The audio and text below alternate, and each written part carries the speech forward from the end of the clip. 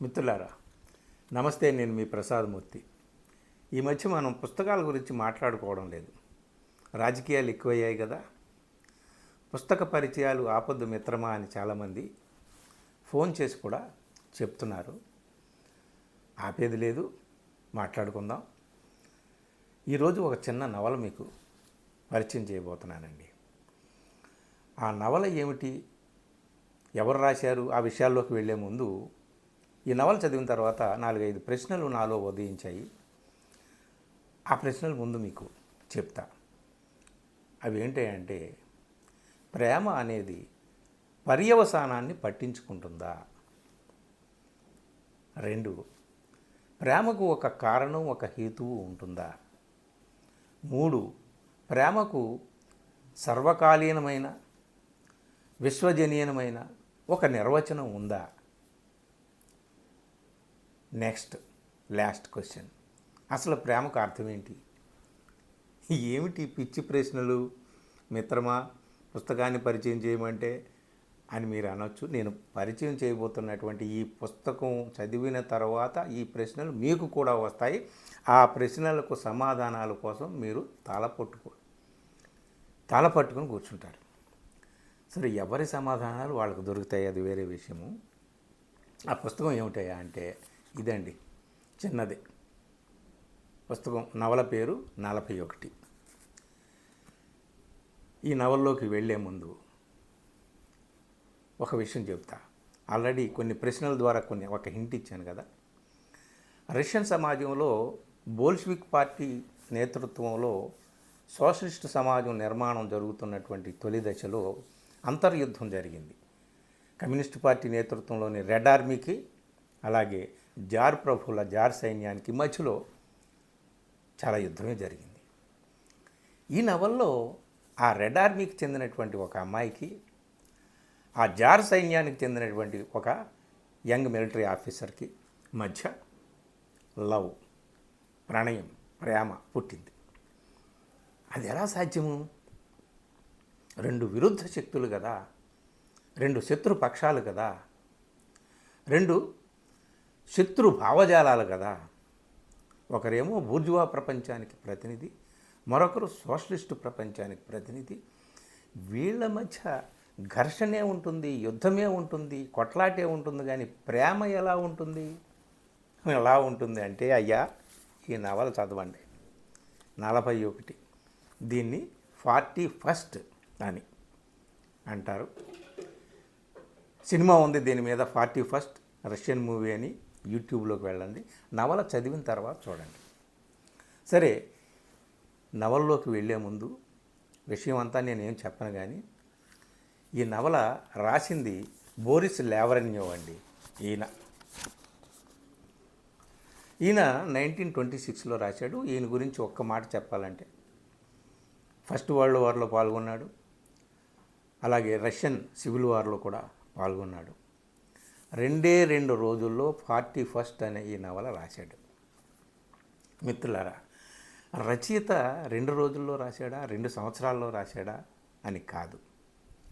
వాస్తవానికి అతను చూసినటువంటి ప్రపంచం, పొందినటువంటి జీవనానుభవం, తనలోని తాత్వికతను, తార్కికతను మేళవించుకుంటే ఆ ఘర్షణలోంచి అతనిలో ఉద్భవించినటువంటి మీమాంసలు, ఇవన్నీ కలిసి కదిలి, లేదా కదిలి కలిసి ఒక కథో, ఒక నవలో వస్తుందండి. అదిగో అలా వచ్చింది ఇది, ఈ నవల. సో ఇప్పుడు విషయంలోకి వెళదాం.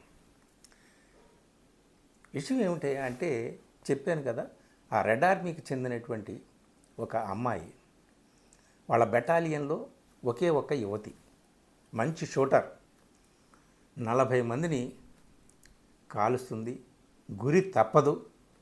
కానీ 41వ వ్యక్తి దగ్గర గురి తప్పిందండి. ఆ గురి తప్పిన తోట తిరిగి ఆమె గుండెలకు గుచ్చుకుంది మరో రూపంలో. అది ఈ నవల సారం. యాక్చువల్గా ఆ గురి ఎవరి దగ్గర తప్పింది అంటే, ఈమె ఎవరినైతే అనుకోకుండా మనసులోకి ఆహ్వానించిందో ఆ వ్యక్తి, ఆ యంగ్ ఆఫీసర్, జార్ సైన్యానికి చెందినటువంటి యంగ్ మిలిటరీ ఆఫీసర్, అతన్ని బందీగా పట్టుకొని తమ రెడ్ ఆర్మీ హెడ్ క్వార్టర్స్కి తీసుకువెళ్ళేటటువంటి బాధ్యత ఆమె భుజాల మీద పడింది. భుజం మీద తుపాకీ మాత్రమే కాదు, భుజం మీద ఇతన్ని హెడ్ క్వార్టర్కి చేర్చేటటువంటి బాధ్యత కూడా ఆమె మీద పడింది. ఆమె మర్యూత్కా పేరు. సరే, అలా తీసుకెళ్ళేటటువంటి క్రమంలో ఆమెకు ఆరాల్ సముద్రం మీద వెళ్ళేటప్పుడు ఆ సముద్రం చాలా నీలవర్ణంలో ఉంటుంది.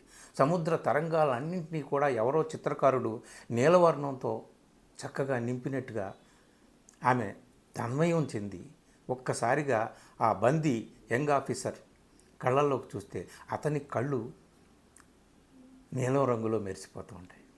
ఆ నీలి కళ్ళకు పడిపోయిందండి పాపం ఆ అమ్మాయి. సరే, వాళ్ళు ఒక సముద్రంలోని ఒక దీవి మధ్యలోకి వెళ్ళిపోతారు. అక్కడ చిక్కుకుంటారు. పడవ కూడా ఎటో కొట్టుకుపోతుంది. అక్కడ అతను చావు బతుకుల్లో ఉంటే సపర్యలు చేస్తుంది, అతన్ని బతికిస్తుంది. సో అతను ఏవేవో కథలు చెప్తుంటే, రాబిన్సన్ క్రూసో లాంటి కథలు చెప్తుంటుంటే వింటుంది. అతని నీలికళ్ళు చూస్తూ అతను చెప్పే కథలు వింటూ అతని భుజం మీద వాలిపోతుంది, అతని ఛాతీకి హత్తుకుపోతుంది, గుండెల్లోకి అతన్ని తీసుకుంటుంది.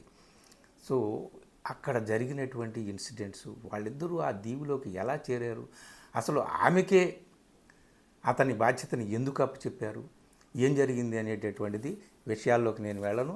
ఈ నవల చదివిన తర్వాత మీకే అర్థమవుతుంది. ఇక్కడ ఈ నవల్లో 2 విషయాలు చెప్పాలి. అదేమిటి అంటే, ఈ చిన్న నవల్లోనే చాలా విషయాలు చెప్పాడు ఆయన రచయిత. ఒకటి, ఈ అమ్మాయి గురించి. అమ్మాయి మంచి ఫైటరు, మంచి షూటర్ మాత్రమే కాదు, చాలా కళలు ఉన్నాయి ఆ అమ్మాయికి. మంచి కవిత్వం రాస్తుంది.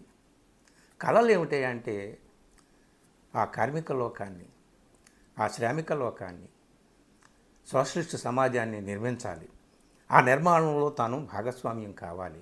అదొకటి. తన కళ నెరవేరిన తర్వాత మంచి కవిత్వ పాఠశాలలో చేరి ఇంకా బాగా కవిత్వం రాయడం నేర్చుకోవాలి. ఇట్లాంటివి ఏవో చిన్న చిన్న కళలు ఉంటాయి. చూడండి, విప్లవ ఉద్యమంలో పాల్గొని, యుద్ధంలో పాల్గొని ఎంతో మనం చెప్పుకుంటామే, పరస్పరం సంఘర్షించిన శక్తులలో చరిత్ర పుట్టిన అని చెప్పి, ఆ పరస్పరం సంఘర్షించేటటువంటి చారిత్రక సందర్భంలో ఉన్నటువంటి మనుషులు, వాళ్ళు కూడా మనుషులే, వాళ్ళ హృదయాలు కూడా చాలా సున్నితంగా ఉంటాయి. ఆ హృదయాల్లో కూడా ప్రేమభావనలు ఉంటాయి. ఇట్లాంటి చాలా విషయాలు. ఆమె వ్యక్తిత్వాన్ని చక్కగా ఇక్కడ మనకి చూపిస్తాడు. అలాగే ఆ యంగ్ ఆర్మీ ఆఫీసర్ ఎవరైతే జార్ సైన్యానికి చెందినటువంటి ఆర్మీ ఆఫీసర్ ఉంటాడో, ఆ కుర్రవాడు కూడా వాస్తవానికి యుద్ధం అంటే ఇష్టం లేదు, డబ్బున్నవాడే, పుస్తకాలు బాగా చదువుకోవాలని. అతను ఆ అమ్మాయితో అంటాడు, మనం వెళ్ళిపోయిన తర్వాత హాయిగా కలిసి, నాకు కొద్దో గొప్ప ఆస్తి ఉంది, మనం ఒక చోట బతుకుదాం, ఈ యుద్ధాలు చూశాను, ఈ రక్తపాతాలు చూశాను, మనుషులందరూ కూడా నరరూప రాక్షసుల్లాగా మారిపోయారు, ఈ భూమిని అంతా పీల్చి పిప్పి చేసేసారు, ఇంకా ఏమీ లేదు, మనకి ఇవన్నీ, ఈ యుద్ధాలు, ఈ రక్తపాతాలు ఇవన్నీ అనవసరం, హాయిగా వెళ్ళి నేను పుస్తకాలు చదువుకుంటాను, నువ్వు కవిత్వం రాసుకుంది కానీ అంటాడు. అంటే నేను నీ బుర్జువా ప్రపంచానికి రావాలా, నీ కళల్లోకి, మీ ఆలోచనల్లోకి, అంటే మీ మీ మీ సంపన్నుల కథల్లోకి ఇట్లా నేను రావాలా, నేను ఎందుకు వస్తాను, నన్ను ఆ బురదలోకి లాగాలని నువ్వు చూస్తున్నావా అని ఆమె అతనితో తగువులాడుతుంది. ఎన్ని తగువులాడినా, ఎంత ఘర్షణ పడినా, ఆ నర మానవుడు లేని ఆ ఏకాంత దీవిలో ఇద్దరు కొన్ని రోజులు కొట్టుకున్నా మళ్ళీ ఏకమవుతారు. ఇదంతా సరే. సో వాళ్ళిద్దరు వ్యక్తిత్వాలు, యుద్ధం గురించి, మానవ ప్రపంచం గురించి అన్ని విషయాలు చర్చిస్తాడు ఈ చిన్న నవల్లో రచయిత. సరే, మొత్తానికి ఎప్పుడో ఒకప్పుడు ఎవరో ఒకరు వస్తారు కదా, ఆ దీవి నుంచి మనం బయటపడవచ్చు కదా అని చెప్పేసి వాళ్ళు చూస్తూ చూస్తూ ఉండగా ఒక ఓడ కనిపిస్తుంది. హాహో ఎవరో వస్తున్నారని చెప్పి ఇద్దరూ ఎగిరి గంతులేస్తారు. తీరా ఆ ఓడ దగ్గరికి వస్తున్నప్పుడు ఆ ఓడలో ఉన్నది జార్ సైనికులు, జార్ సైన్యానికి చెందినటువంటి వాళ్ళు అని అమ్మాయి గమనిస్తుంది. అతను గమనిస్తాడు, అతను ఇంకా ఆనందిస్తాడు. మన వాళ్ళు వచ్చారు, వెళ్ళిపోదాం మనం అని చెప్పేసి అతను పరుగు పరుగున వాడి దగ్గరికి వెళ్ళిపోతుంటాడు. ఈమె ఆగు ఆగు ఆగు, నేను రాను, ఆగు, నువ్వు ఆగు, వెళ్ళొద్దు అని అరుస్తూ ఉంటుంది. అయినా సరే వెండు, రా అని చెప్పి వెనక్కి కూడా చూడకుండా ముందుకు వెళ్ళిపోతూ ఉంటాడు. అప్పుడు ఆమెకి తన బెటాలియన్ చెందినటువంటి నాయకుడు, దళ నాయకుడు, బెటాలియన్ కమాండర్ ఆమెకు ఈ బందీని అప్పగిస్తూ ఒక మాట చెప్తాడు. ఈ బందీని నువ్వు ప్రాణాలతోనైనా తీసుకెళ్ళాలి, లేదా శవంగానైనా తీసుకెళ్ళాలి మన హెడ్ క్వార్టర్స్కి. ఇతనికి చాలా రహస్యాలు తెలుసు అని చెప్తాడు. ఒకవేళ అతను పారిపోయేటటువంటి పరిస్థితి కానీ వస్తే అతన్ని నువ్వు షూట్ చేసేయి అని చెప్తాడు. అదండి. అప్పుడు భుజం నుంచి తుపాకీ తీసింది. కాల్చిందా? ఏం చేసింది?